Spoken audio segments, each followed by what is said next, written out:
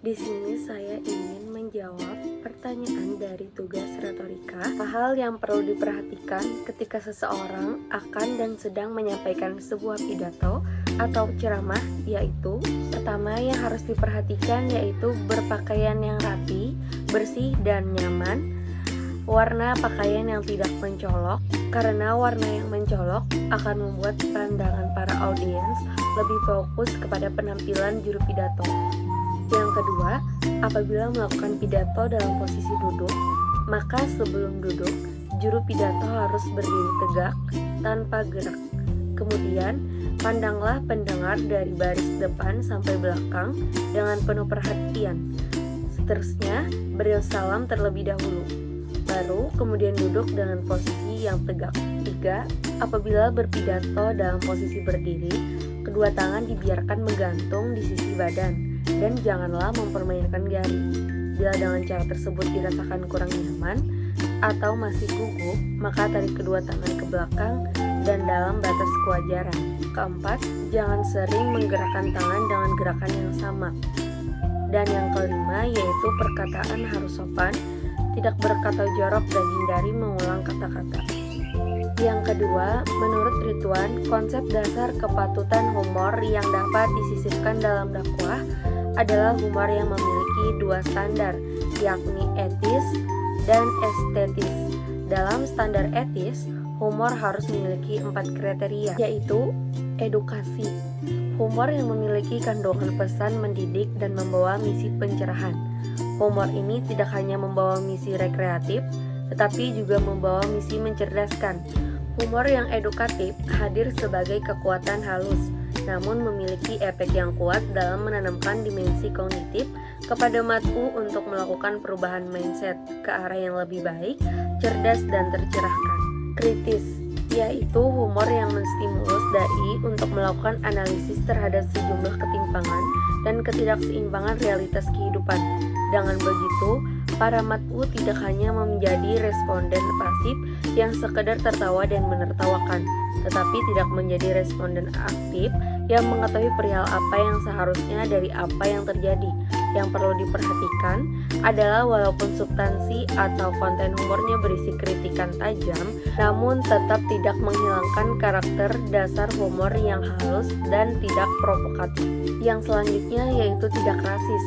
Humor tidak berisi hinaan, penodaan, dan citraan stigmatis terhadap seseorang, lembaga, agama, ras, ataupun golongan. Selanjutnya yaitu tidak mengandung unsur pornografi. Humor yang tidak mengeksploitasi tubuh dan sensual badaniah melalui pembicaraan jorok ataupun porno. Humor dalam kategori ini jumlahnya sangat banyak dikarenakan banyak yang menggemarinya. Perlu ditentukan bahwa penyisipan humor jenis ini adalah tabu. Sebaik apapun proses penyampaian materi kepada mat'u, jika tersisipi jenis humor ini, maka dakwah akan menjadi bias.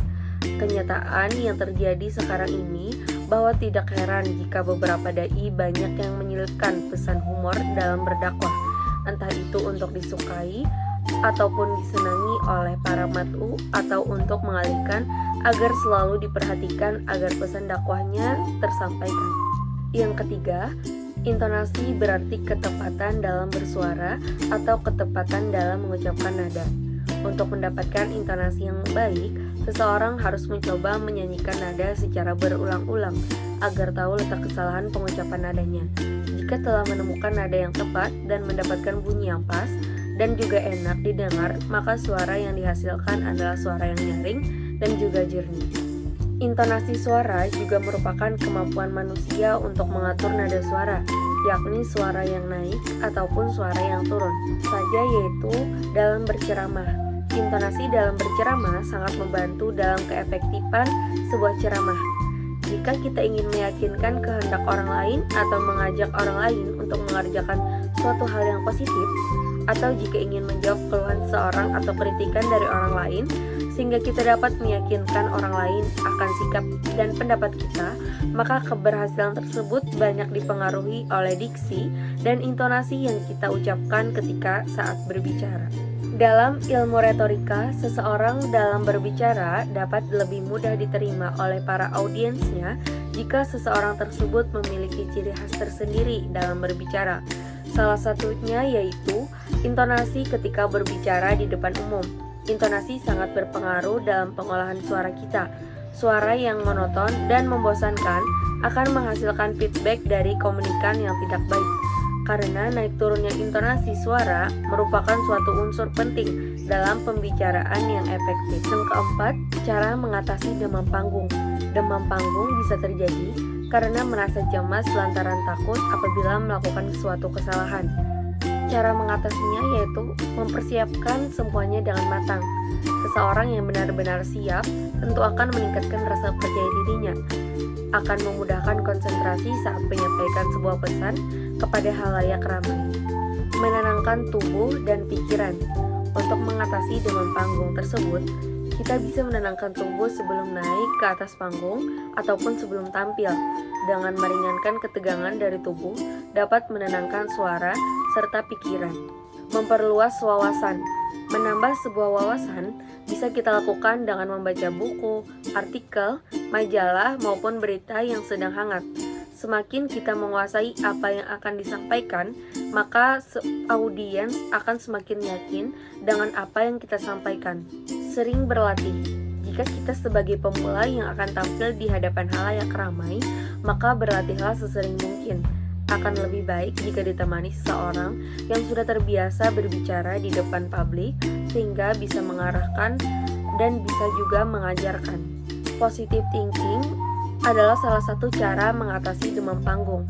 Cemas, gugup di depan halayak atau di atas panggung adalah selalu berpikir positif.